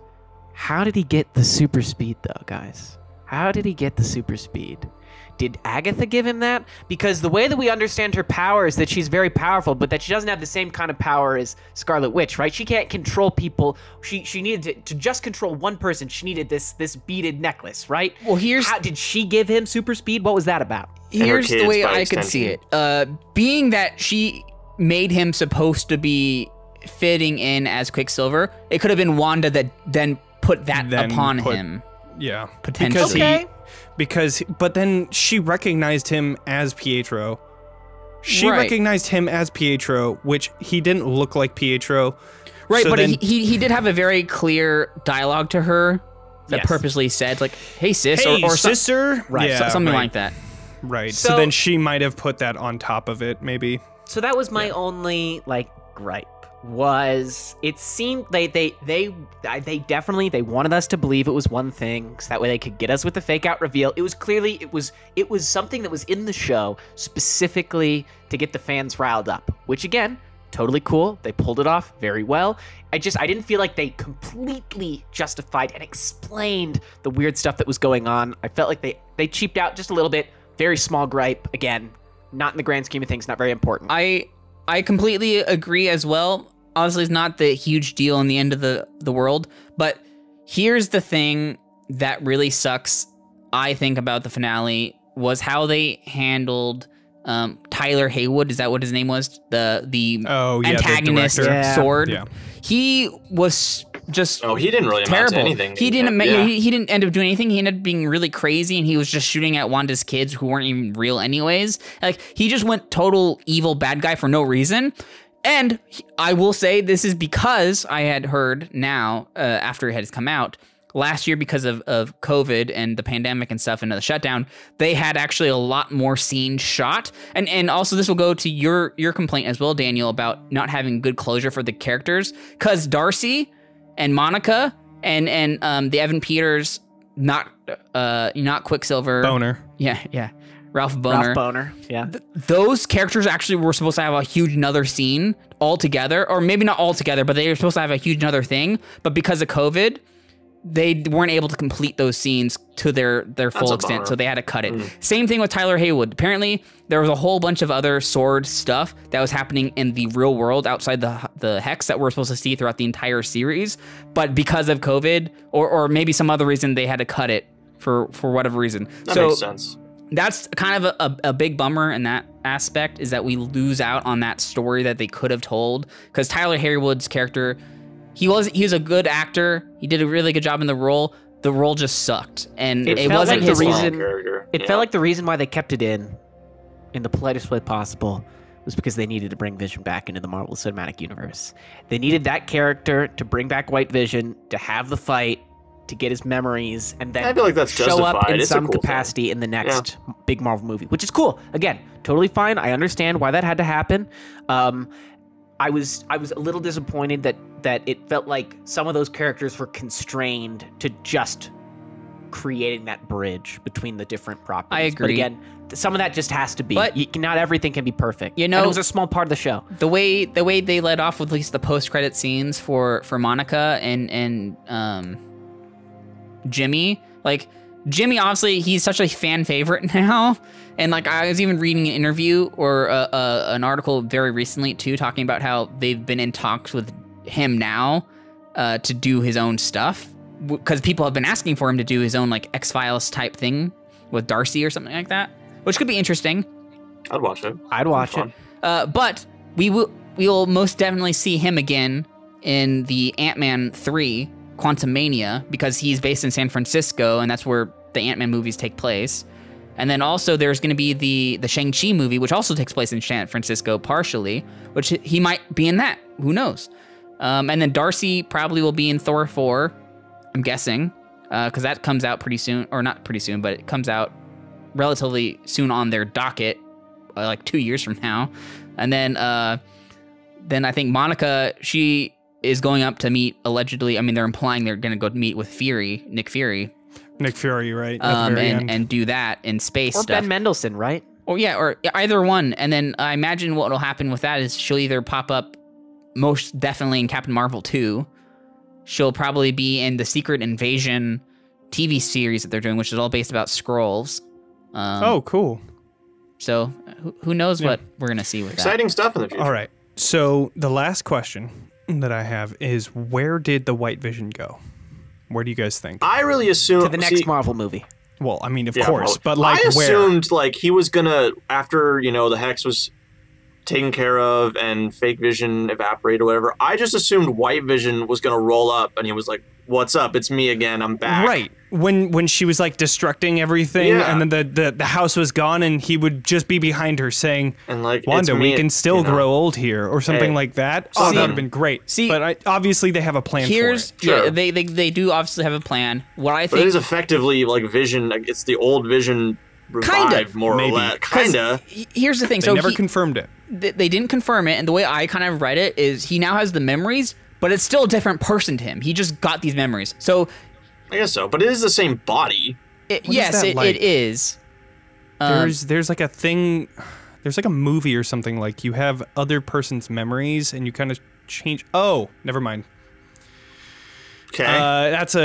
I'm not even gonna bring it up anymore because that's big a spoiler for a video game. All right. Cool. Okay. Right. What I think. Are you about to spoil Cyberpunk for me? Ah, shit. Oh, okay. I don't care about that then. I thought it was a different video game you're talking about. Nope. It was that one. I think ultimately that's pretty funny. I think ultimately he probably was just going to do soul searching and stuff like that. But I think so. Here's my last question for everybody, and I'll start with my answer as well. But what was your guys' favorite episode? My favorite episode was definitely the episode 8 right before, where she's going through all of her past memories and just seeing all that extra character background for Wanda. Because then you also got Vision's really other philosophical, most quotable quote. It's now a meme as well. Like, what is love if not, or what is grief if not love persevering? Like, just all of those scenes were done so well. They didn't hold any punches. Like the scene when her parents were killed, like they all hit you in the feels. That one, ooh. Yeah, that was rough. Yeah. That one went pretty hard. I got an answer. My favorite, and I mentioned this before, was the second episode where they do the magician contest, because that was like such a fun, like B plot, pure sitcom, like nonsense. There was hardly any like, it was still going, so there was hardly any like grand overarching plot, and like I would watch 60 episodes of that shit, of them just hanging out in their little goofy town, trying to hide their superpowers. I thought it was so much fun. Absolutely loved it. For me, I think it was episode 6. That was the Halloween episode. That was my favorite, mostly because for me, unlike you guys, although I loved the sitcom episodes, my favorite episodes were when we started to see everything kind of fall apart and we started to kind of see how what the impact of some of these choices and these circumstances could have on the characters themselves, just as everything kind of starts to fall apart. That was where the show for me hit its peak. I think that's where I kind of turned, where I was like, okay, I guess like we're done with the sitcom now. Now the Marvel movie starts, and we start getting the cool reveals and shit. And that's kind of that's exactly what happened, is like, because that was the Halloween one was like the Malcolm in the Middle one, and then there wasn't anything else. It was tried. It was like there was a mid-2000s episodes where they were doing interviews, and that was the best fucking joke in the whole show. I died when they cut to the first interview. It was amazing.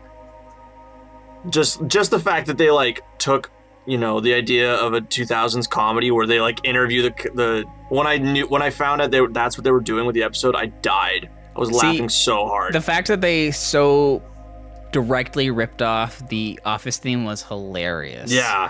It was just it had me rolling. My favorite episode, I think I'll agree with Ryan, was the one where she was going back into her past. It was definitely like the emotional hit, and it was like, damn. They're all strong for different reasons. I didn't even know, because we learned about them in Avengers Age of Ultron, and they had a background that you had no idea about. They were just like, yeah, we were just tested on, and that was it. And they mentioned it like in the movie as well when they're talking to Ultron, like Quicksilver talks to Ultron. It's like, oh, we stood in our basement of our house for 2 days waiting for Tony Stark to kill us. Like they verbally told you, but seeing it's completely different anyways. And I also like the reveal on how they showcase that Wanda has her abilities. She's always had them her whole life, because they are alluding that she was born a witch, which is really cool. Yeah, and she made that one a dud. Lastly, the fact that they also had Agatha's origin as well, which is kind of weird the way they did it with her magic sapping things. It was a good way to set it up. The way they shot it was weird to me, but it was a really cool scene, and I thought that was a really cool. I think Agatha will come back for sure and do a lot of really great things in the future, and I'm looking forward to that as well. So, also, Agatha, she controlled Agatha, and then she got rid of the Hex. Where is she now? She's in that city. She's just in Westview. Yeah. She just basically made a permanent Hex just on her. Just on her. Cool. Which I was thinking about that when it was like coming in. I was like, wait, whoa, what happened to Agatha? Whatever. Okay, so now I think the last thing we need to talk about now is what's going to happen now with those post-credit scenes. She's now obviously in some Eastern European city, or not city, but like wilderness in the cabin where she's studying that book. Oh, right. And she's gonna bring back her family. Well, she's gonna try and find a way to literally create her family. Sure. I'm thinking that might be even a direct scene from Doctor Strange 2. Like that's what I was gonna say. Yeah. It seems clear to me that I still believe that, especially with the knowledge, I'm not going to go too deep into it because we don't know. It wasn't in the show, so I don't want to spend too much time talking about it. But with what we know about the scenes that they didn't get to film for the show, it still feels to me like there is some greater evil afoot here. There was a plan. There was somebody who wanted her to not only recognize that she was the Scarlet Witch, this chaos magic deity thing, but also wanted her to obtain the Darkhold. So it feels like that is going to somehow relate to where we're going to be going for the next couple of movies. And I really like what Marvel's doing, how they're intermingling each of these heroes into each of their movies, and how it's just continuing to become not an Avengers type of setting, but like they are all going to be a part of each other's universes from now on. Like that's how they're going to do it. And they have all those new characters that have been announced, and it's really cool. I think that, you know, Marvel has a lot going for them, especially now with the vaccine coming out. We're going to have a lot of content that they can start working on again. Which is super crazy how much stuff they're claiming to be released this year, because we have, for Marvel, I mean, by the next time we record the next podcast, we're going to be talking about Falcon and the Winter Soldier. The first couple episodes of that will be out. And then they're going to be releasing Black Widow in theory. And then they're going to be doing it's like Loki. winter though. Loki will be coming out after that, which that looks like a pretty cool show. And then after that, in July, we have Shang-Chi. And then this is where I'm getting crazy, like how much stuff they're releasing this year. They're supposedly releasing the Hawkeye show this year. I think they're releasing a Miss Marvel show this year. And I think there was one other, I can't think of it right now, but I think they're supposed to be, doing a lot. But anyways, that was our spoiler talk. Yeah, thanks for hanging in there. We really appreciate you guys listening, and hopefully you guys were entertained just as much as we were talking about this kind of a thing. So thank you guys so much for listening to our podcast. If you like what you heard, we release new episodes of our podcast on every third Tuesday of each month. I wish for more wishes. You can't do that. I super can't. That's impossible. Yep. No, I'm changing my answer. I'll free the genie. Fuck. If you guys liked what you were listening to and you want to hear more of our chaotic dumbassness, go ahead and listen to our podcast episodes every third Tuesday of each month. And then, as we stated, we have D&D content that we release every week that you can follow us on YouTube. Smash that bell button. Leave a comment down below. Wish for more podcasts, and we'll grant it. Anyways, if you have any ideas for any topics or anything like that you guys want us to talk about, go ahead and actually leave a comment below. That would be really great. Or you can contact us on any of our social media platforms. Specifically, we're really active on Twitter. It's talking_XP, which you can find us on pretty much any social media platform. But like I said, more active on Twitter. So Hit us up. All right. Well, with that, make sure to level up, and we'll see you next time.